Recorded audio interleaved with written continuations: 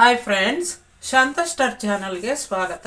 ಇವತ್ತು ನಾನು ಕೆಲವೊಂದು ವಿಷಯಗಳನ್ನು ನಿಮ್ಮಲ್ಲಿ ಶೇರ್ ಮಾಡ್ಕೋಬೇಕು ಅಂತ ನಾನು ಅಂದ್ಕೊಳ್ತಾ ಇದ್ದೀನಿ. ಅದೇನಂತಂದರೆ, ಬ್ಯೂಟಿಷಿಯನ್ ಆಗಿದ್ದು ನಾನು ಕೆಲವೊಂದು ವಿಷಯಗಳನ್ನು ನಾನು ಶೇರ್ ಮಾಡ್ಕೊಡ್ಲಿಲ್ಲ ಅಂದರೆ ತಪ್ಪಾಗುತ್ತೆ ನಿಜವಾಗ್ಲೂ.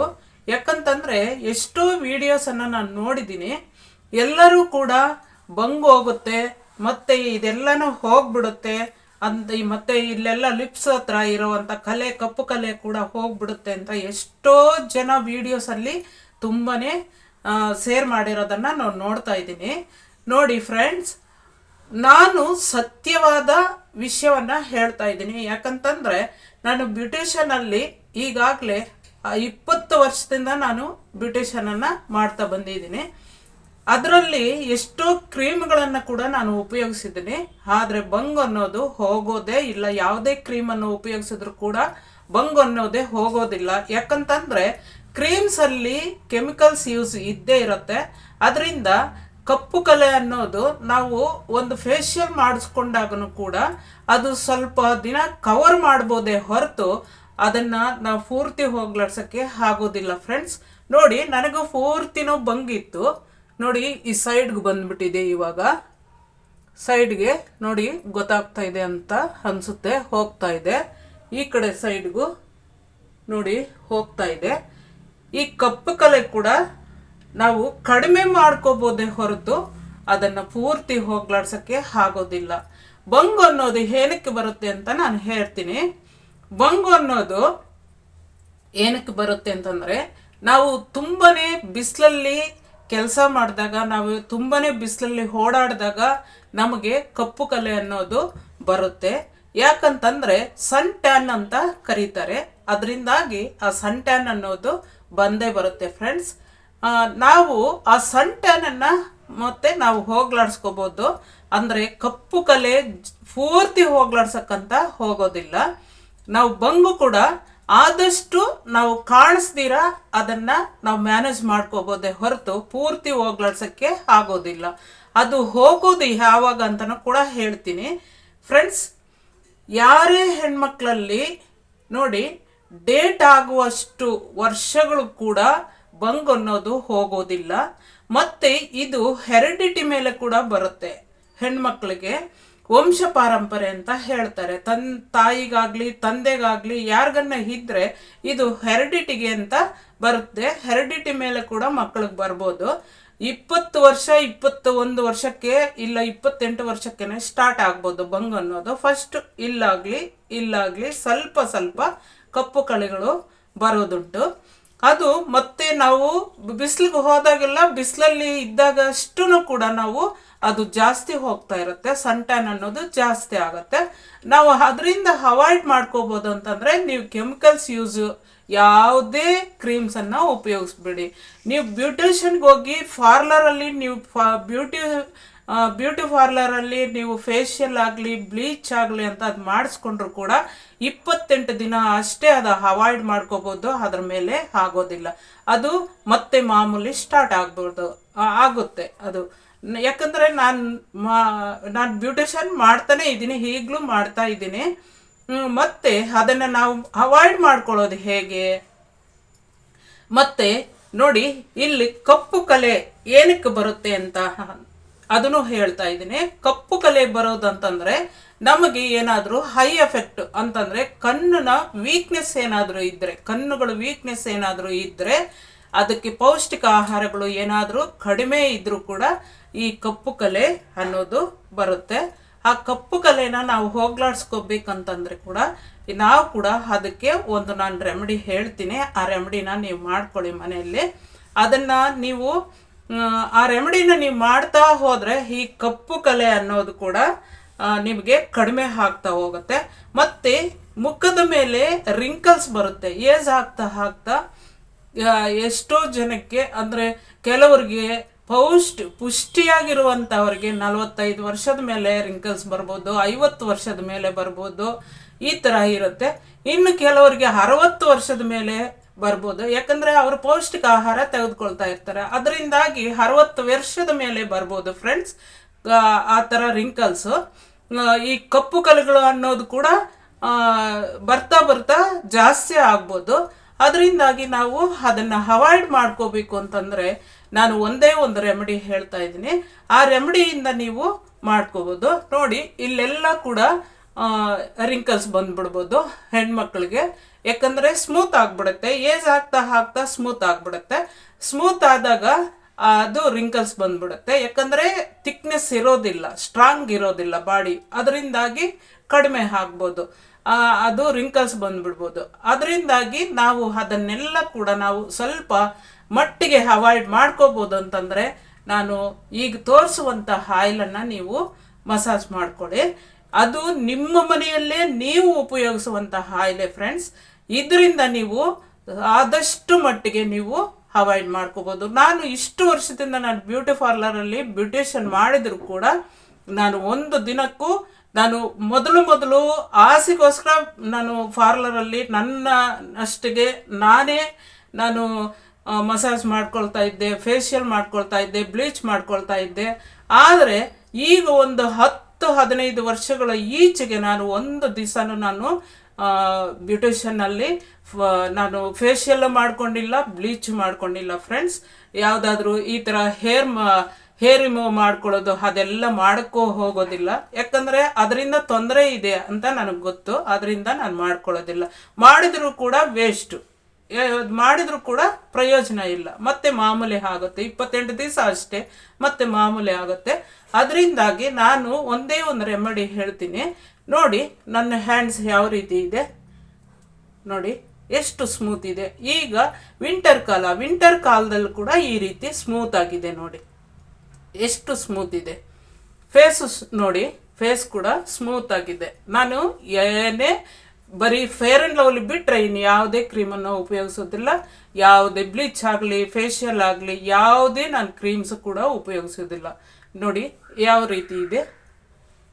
ನಾನು ಒಂದು ರೆಮಿಡಿ ಉಪಯೋಗಿಸ್ತೀನಿ. ಅದು ಯಾವುದಂತಂದರೆ ನೋಡಿ, ಪ್ರತಿಯೊಬ್ಬರಿಗೂ ಗೊತ್ತಿರೋದೆ ಕೋಕೋನಟ್ ಆಯಿಲು. ಇದು ಕೋಕೋನಟ್ ಆಯಿಲ್ ಅಂತಂದರೆ pure coconut oil. Pure coconut oil ಎಲ್ಲಿ ಸಿಗುತ್ತಂತಾರೆ, ಯಾರಾದರೂ ಮಿಷಿನ್ಗಳು ಇಟ್ಕೊಂಡಿರ್ತಾರೆ. ಆ ಮಿಷಿನ್ಗಳು ಇಟ್ಕೊಂಡು ಅವರೇ ಮಾರ್ತಾ ಇರ್ತಾರೆ ಫ್ರೆಂಡ್ಸ್. ಬರೀ 280 ಅಷ್ಟೇ ಇದು ಕೋಕೋನಟ್ ಆಯಿಲು. ಈ ಬಾಕ್ಸ್ ಬಂದು ಇಷ್ಟೇ ಬಾಕ್ಸ್ ನೀವು ಮೆಡಿಕಲ್ ಸ್ಟೋರಲ್ಲಿ ತೆಗೆದುಕೋಬೇಕಂತಂದರೆ 1000 ಚಿಲ್ಲರೆ ಆಗುತ್ತೆ ಫ್ರೆಂಡ್ಸ್. ಯಾಕಂತಂದರೆ ಇದು ಒಂದು ಅದ್ಭುತವಾದಂತಹ ರೆಮಿಡಿಗಳಿಗೆ ಉಪಯೋಗಿಸುವಂತಹ ಆಯಿಲ್. ಇದು ಪ್ಯೂರ್ ಕೋಕೋನಟ್ ಆಯಿಲು. ನೀವು ಪ್ಯಾರಾಚೂಟ್ ಕೋಕೋನಟ್ ಆಯಿಲನ್ನು ಉಪಯೋಗಿಸಬಾರ್ದು. ಇದನ್ನು ನಾನು ಹೇಳೋ ರೆಮಿಡಿಗೆ ಇದನ್ನು ನೀವು ಸ್ವಲ್ಪ ತೆಗೆದುಕೊಂಡು, ಅಂದರೆ 1/4 ಸ್ಪೂನ್ಗಿಂತ ಒಂದು 5 ಡ್ರಾಪ್ಸ್ ಅಂತ ಇಟ್ಕೊಳ್ಳಿ ಸಾಕು. ಕೈಯಲ್ಲಿ ಹ್ಯಾಂಡಲ್ಲಿ ಹಾಕ್ಕೊಂಡು ನೋಡಿ, ಆ ಹ್ಯಾಂಡ್ಸ್ ಎಲ್ಲ ಹಾಕ್ಕೊಂಡು ಅದನ್ನು ಈ ರೀತಿ ಮಾಡಿ ಮಸಾಜನ್ನು ಈ ರೀತಿ ಫೇಸ್ಗೆ ಮೇಲಕ್ಕೆ ಮಸಾಜ್ ಮಾಡ್ಕೊಳ್ತಾ ಬನ್ನಿ. ನೋಡಿ, ಈ ರೀತಿ ಮಸಾಜು ಮಾಡ್ಕೊಳ್ತಾ ಬನ್ನಿ. ಈ ರೀತಿ ಮಸಾಜ್ ಮಾಡ್ಕೊಳ್ತಾ ಒಂದು 10 ನಿಮಿಷ ಮಾಡಿ ಬಿಟ್ಬಿಡಿ. 10 ನಿಮಿಷ ಮಾಡಿ ಬಿಟ್ಬಿಟ್ರೆ, ನಾನು ಈಗ ಮಾಡ್ತಾ ಇಲ್ಲ, ಯಾವ ರೀತಿ ಮಾಡಬೇಕು ಅಂತ ನಾನು ಮಸಾಜ್ ಮಾಡೋದನ್ನು ತೋರಿಸ್ಕೊಡ್ತಾ ಇದ್ದೀನಿ. ಈ ರೀತಿ 10 ನಿಮಿಷ ನಿಮಗೆ ಎಲ್ಲೆಲ್ಲೂ ಬ್ಲ್ಯಾಕ್ಸ್ ಇದೆಯೋ ನೋಡಿ, ನನಗೇನಾದರೂ ಬ್ಲ್ಯಾಕ್ ಇದೆಯಾ, ಎಲ್ಲಾದರೂ ಜಾಸ್ತಿ ಇದೆಯಾ, ಇಲ್ಲ ನೋಡಿ. ಇದು ಸರ್ವೇ ಸಾಮಾನ್ಯ, ಏಜ್ ಆಗ್ತಾ ಬ್ಲ್ಯಾಕ್ ಆಗುತ್ತೆ. ನಾನು ಹೆಚ್ಚಾಗಿ ಮಾಡೋದಿಲ್ಲ. ಇದು ಕೂಡ ನಾನು ಡೈಲಿ ಮಾಡ್ಬೋದು. ಇದು ಡೈಲಿ ಮಾಡಿದಷ್ಟು ನಿಮ್ಮ ಕಪ್ಪು ಕಲೆ ಅನ್ನೋದು ಕಾಣಿಸೋದೇ ಇಲ್ಲ.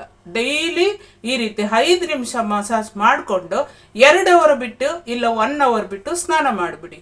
ಬೆಚ್ಚಗಿರೋ ನೀರಲ್ಲಿ ಸೋಪ್ ಹಾಕಿ ನೀಟಾಗಿ ತೊಳೆದು ಬಿಡಿ. ಸೋಪ್ ಹಾಕಿ ನೀಟಾಗಿ ತೊಳೆದು ಬಿಟ್ರೆ ಎಷ್ಟು ಕಪ್ಪು ಕಲೆ ಇದ್ರೂ ಕೂಡ ಅವಾಯ್ಡ್ ಆಗಿಬಿಡುತ್ತೆ. ಫುಲ್ಲು ಕಲರ್ ಬರ್ತೀರಾ ನೀವು. ಬ್ಲ್ಯಾಕ್ ಇರೋರು ಕೂಡ ವೈಟ್ ಆಗೋಕ್ಕೆ ಚಾನ್ಸ್ ಇದೆ. ಯಾಕಂದರೆ ಈ ಕೊಬ್ಬರಿ ಎಣ್ಣೆ ಅಷ್ಟು ಇದರಲ್ಲಿ ಪವರ್ ಇದೆ ಫ್ರೆಂಡ್ಸ್. ಅಷ್ಟು ಇದರಲ್ಲಿ ತುಂಬಾ ಒಳ್ಳೆಯ ಪೌಷ್ಟಿಕಾಂಶ ಇದೆ ಈ ಕೊಬ್ಬರಿ ಎಣ್ಣೆಯಲ್ಲಿ. ಮತ್ತು ಇದನ್ನೇ ನೀವು ಸ್ನಾನ ಮಾಡಿದ ತಕ್ಷಣ, ಅಂದರೆ ನೀವು ಬೆಚ್ಚಗಿನ ನೀರಲ್ಲಿ ಸ್ನಾನ ಮಾಡಬೇಕು. ತುಂಬಾ ಸುಡುವಂಥ ನೀರನ್ನು ಸ್ನಾನ ಮಾಡಬಾರ್ದು. ಯಾಕಂದರೆ ಸುಡುವಂಥ ನೀರು ಸ್ನಾನ ಮಾಡಿದರೆ ರಿಂಕಲ್ಸ್ ಜಾಸ್ತಿ ಆಗುತ್ತೆ, ಮೈಯಲ್ಲಿ ಅಲ್ಲಲ್ಲಿ ನವೆ ಆಗೋದು ಜಾಸ್ತಿ ಆಗುತ್ತೆ. ಈ ಥರದ್ದು ಎಲ್ಲನೂ ಕೂಡ ಅವಾಯ್ಡ್ ಆಗ್ಬೇಕು ಅಂತಂದ್ರೆ ನೀವು ಸ್ವಲ್ಪ ಮಟ್ಟಿಗೆ ನೀರನ್ನು ಕಡಿಮೆ ಇದರಲ್ಲಿ, ಅಂದರೆ ತುಂಬ ಬಿಸಿ ಇಲ್ದಿರ ಬೆಚ್ಚಗಿರುವ ನೀರಲ್ಲಿ ಸ್ನಾನ ಮಾಡಿ. ಮತ್ತು ಹ್ಯಾಂಡ್ಸ್ ಕೂಡ ಅಷ್ಟೇ ನೋಡಿ, ಇಲ್ಲೆಲ್ಲನೂ ಕೂಡ ಹಾಕ್ಕೊಂಡು ನೀವು ಮಸಾಜ್ ಮಾಡಬೇಕಾಗಿಲ್ಲ. ಹ್ಯಾಂಡ್ಸ್ಗೂ ಮೈಗೂ ಮಸಾಜ್ ಮಾಡಬೇಕಾಗಿಲ್ಲ. ಇಲ್ಲಿಂದ ಫೇಸ್ಗೆ ಮಾತ್ರ ಮಸಾಜ್ ಮಾಡಿಕೊಂಡು 1 ಅವರ್ ಇಲ್ಲ 2 ಅವರು ಬಿಟ್ಟು ಸ್ನಾನ ಮಾಡ್ಕೊಂಬಿಡಿ. ಮತ್ತು ಹ್ಯಾಂಡ್ಸ್ಗೆ ನೋಡಿ ಈ ರೀತಿ ಹಚ್ಕೊಂಬಿಡಿ ಲೈಟಾಗಿ, ಜಾಸ್ತಿ ಹಾಕಬಾರ್ದು ಆಯಿಲು. ಕೆಲವ್ರಿಗೆ ಸ್ವಲ್ಪ ನರಗಳ ತೊಂದರೆ ಇರೋರಿಗೆ ಸ್ವಲ್ಪ ನೋವು ಬರ್ಬೋದು. ಅದಕ್ಕೋಸ್ಕರ ಲೈಟಾಗಿ ಸ್ನಾನ ಮಾಡಿದ 5 ನಿಮಿಷದ ಒಳಗಡೆನೆ, ಒರೆಸ್ಕೊಂಡು 5 ನಿಮಿಷದ ಒಳಗಡೆನೆ ನೀವು ಅದನ್ನು ಚೆನ್ನಾಗಿ ಒರೆಸ್ಕೊಂಬಿಡಿ ಅಷ್ಟೇ. ಈ ರೀತಿ ಒರೆಸ್ಕೊಂಡ್ಬಿಟ್ರೆ ನೋಡಿ ಯಾವ ರೀತಿ ಇರುತ್ತೆ.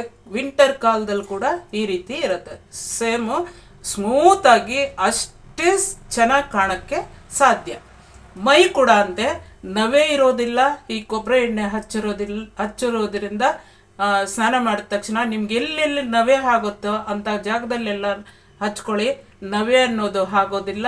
ಮತ್ತು ಹಿಮ್ಮಡಿ ಒಡೆಯೋದು ಕೂಡ ಫುಲ್ಲು ಕ್ಲಿಯರ್ ಆಗಿಬಿಡುತ್ತೆ. ಈ ರೀತಿ ಸ್ಮೂತ್ ಆಗಿಬಿಡುತ್ತೆ. ಹಿಮ್ಮಡಿ ಕೂಡ, ಕಾಲುಗಳು ಹಿಮ್ಮಡಿ ಕೂಡ ಸ್ಮೂತ್ ಆಗಿಬಿಡುತ್ತೆ. ಎಷ್ಟು ಕಲರ್ಫುಲ್ ಆಗಿ ಕಾಣಿಸುತ್ತೆ ಅಂತಂದರೆ ಅಷ್ಟು ಚೆನ್ನಾಗಿ ಕಾಣುತ್ತೆ ಫ್ರೆಂಡ್ಸ್. ನೀವು ಎಲ್ಲರೂ ಕೂಡ ಇದನ್ನು ಫಾಲೋ ಮಾಡ್ತೀರಾ ಅಂತ ನಾನು ಅಂದ್ಕೊಳ್ತೀನಿ. ನಾನು ನಿಜವಾಗ್ಲೂ ಎಷ್ಟೋ ವಿಡಿಯೋಸನ್ನು ನೋಡಿ ನನಗೆ ಒಂದು ರೀತಿ ವಿಚಿತ್ರ ಅನಿಸ್ಬಿಡ್ತು ಫ್ರೆಂಡ್ಸ್. ಎಲ್ಲ ಬಂಗು ಹೋಗ್ಬಿಡುತ್ತೆ, ಈ ಕಪ್ಪು ಕಲೆ ಹೋಗ್ಬಿಡುತ್ತೆ, ಅದು ಮಾಡಿ ಇದು ಮಾಡಿ ಎಷ್ಟೆಷ್ಟೋ ಹೇಳ್ತಾ ಇದ್ದರೆ ನನಗೆ ಒಂದು ರೀತಿ ಬೇಜಾರಾಗುತ್ತೆ ಅವೆಲ್ಲ ಕೇಳಿ. ನಮಗೆ ಗೊತ್ತಿದ್ದು ಶೇರ್ ಮಾಡಲಿಲ್ಲ ಅಂತಂದರೆ ತಪ್ಪಾಗುತ್ತೆ ಅಂತ ಹೇಳಿ ನಾನು ಶೇರ್ ಮಾಡ್ತಾ ಇದ್ದೀನಿ. ದಯವಿಟ್ಟು ನೀವು ಇದನ್ನು ಉಪಯೋಗಿಸಿ. ಈ ಕೊಬ್ಬರಿ ಎಣ್ಣೆಯನ್ನು ಅಂದರೆ ಪ್ಯೂರ್ ಕೋಕೋನಟ್ ಆಯಿಲೇ ಉಪಯೋಗಿಸ್ಬೇಕು. ಪ್ಯಾರಾಚೂಟ್ ಅಂತ ಅದು ಉಪಯೋಗಿಸಬಾರ್ದು. ನಿಮಗೆ ಇಲ್ಲಿ ನಿಮ್ಮ ಎಲ್ಲಾದರೂ ಮಿಷನ್ ಆಯಿಲ್ ಸಿಗಲಿಲ್ಲ ಅಂತಂದರೆ ನಿಮಗೆ ದುಡ್ಡು ಖರ್ಚು ಜಾಸ್ತಿ ಆಗುತ್ತೆ. ಇದು ಮಾತ್ರ ಮಿಷನಲ್ಲಿ ತಗೊಂಡ್ರೆ ನಮಗೆ 280 ರೂಪಾಯಿ ಅಷ್ಟೇ ಒಂದು ಬಾಟಲ್ ಬಂದೆ. ನಿಮಗೆ ಆ ಥರ ಸಿಗಲಿಲ್ಲ ಅಂತಂದ ಪಕ್ಷದಲ್ಲಿ ನೀವು ಇಲ್ಲಿ ಮೆಡಿಕಲ್ ಸ್ಟೋರಲ್ಲಿ ಸಿಗುತ್ತೆ. 1000 ಮೇಲೆ ಆಗುತ್ತೆ. 1000 ಮೇಲೆ ಆಗುತ್ತೆ ಅಂತಂದರೆ ಅದರಲ್ಲೇ ನೀವು ಅರ್ಥ ಮಾಡ್ಕೊಳ್ಳಿ ಅದಕ್ಕೆ ಎಷ್ಟು ಇದಿದೆ ಅಂದರೆ ಇದಕ್ಕೆ ತುಂಬಾ ಬೆಲೆ ಇದೆ ಅಂತ ಅರ್ಥ ಆಗುತ್ತಲ್ವ ಫ್ರೆಂಡ್ಸ್. ಈ ರೀತಿ ಅದರಿಂದಾಗಿ ನಾನು ಶೇರ್ ಮಾಡ್ತಾ ಇದ್ದೀನಿ. ಪ್ಲೀಸ್ ದಯವಿಟ್ಟು ನೀವೆಲ್ಲರೂ ಕೂಡ ಈ ರೀತಿ ಉಪಯೋಗಿಸ್ತೀರಾ ಈ ಕೊಬ್ಬರಿ ಎಣ್ಣೆನ ಅಂತ ನಾನು ಅಂದ್ಕೊಳ್ತೀನಿ. ಈ ಕಪ್ಪು ಕಲೆ ಅನ್ನೋದು ಹೋಗ್ಬೇಕಂತಂದರೆ ಇನ್ನು ಒಂದೇ ಒಂದು ವಿಷಯ ನಾನು ಹೇಳ್ತಾ ಇದ್ದೀನಿ. ಲೇಡೀಸ್ಗೆ ಈ ಡೇಟ್ಸು ಆಗೋದು ಮುಗಿಯೋ ತನಕ ಬಂಗ್ ಅನ್ನೋದು ಹೋಗೋದಿಲ್ಲ.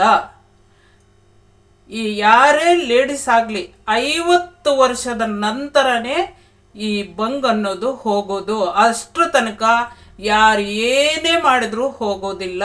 ಅದನ್ನು ನಾವು ಅವಾಯ್ಡ್ ಮಾಡ್ಕೋಬೋದೇ ಹೊರತು ಪೂರ್ತಿ ಹೋಗೋಕ್ಕೆ ಸಾಧ್ಯನೇ ಇಲ್ಲ ಫ್ರೆಂಡ್ಸ್. ಅದರಿಂದಾಗಿ ನಾನು ಹೇಳ್ತಾ ಇದ್ದೀನಿ ನೋಡಿ, ಬಂಗು ಇನ್ನು ಸ್ವಲ್ಪನೇ ಇದೆ, ಇನ್ನು ಕಪ್ಪು ಕಲೆ. ಯಾಕಂದರೆ ಈ ಕೋಕೋನಟ್ ಆಯಿಲಿಂದ ನಾನು ಅದನ್ನು ಫುಲ್ಲು ಅವಾಯ್ಡ್ ಮಾಡ್ತಾ ಇದ್ದೀನಿ. ಕೋಕೋನಟ್ ಆಯಿಲಿಂದನೇ ಅವಾಯ್ಡ್ ಆಗ್ತಾ ಇರೋದು. ನೋಡಿ ಎಷ್ಟು ಸ್ಮೂತಾಗಿ ಕಾಣುತ್ತೆ ನೋಡಿ.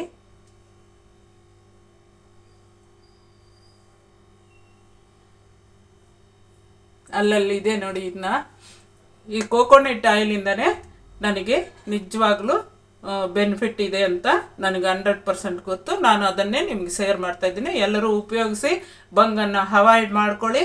ನೀವು ಕ್ರೀಮ್ಸನ್ನು ಚೇಂಜ್ ಮಾಡಬೇಡಿ.